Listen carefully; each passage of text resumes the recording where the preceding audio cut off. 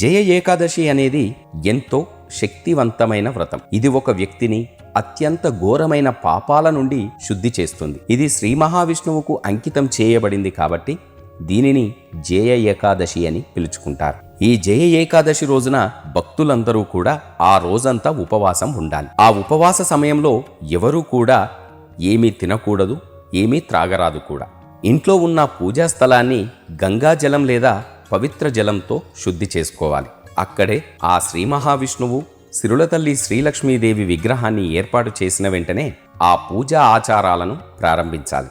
ఈ పూజించేటప్పుడు శ్రీమన్నారాయణ స్తోత్రం, విష్ణు సహస్రనామం, ఆ శ్రీకృష్ణుని కీర్తనలను తప్పకుండా జపించాలి. ఆ దేవతలకు ప్రసాదం, పువ్వులు, కొబ్బరికాయ, నీరు, తులసి, పండ్లు మరియు ధూపాన్ని ఎంతో భక్తి శ్రద్ధలతో సమర్పించాలి.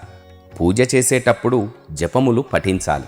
ఈ ద్వాదశి రోజున 2 బ్రాహ్మణులకు భోజనాన్ని పెట్టాలి. ఈ జయ ఏకాదశి ఆచారం పూర్తయిన తర్వాతే ఆ ఉపవాసాన్ని విడవాలి. ఈ జయ ఏకాదశి శుభముహూర్తాన లేచి ఆ శ్రీ మహావిష్ణువు, ఆ శ్రీలక్ష్మీదేవిని భక్తి శ్రద్ధలతో ఎవరైతే పూజలు చేస్తారో వారి కోరికలన్నీ కూడా తప్పకుండా నెరవేరుతాయి.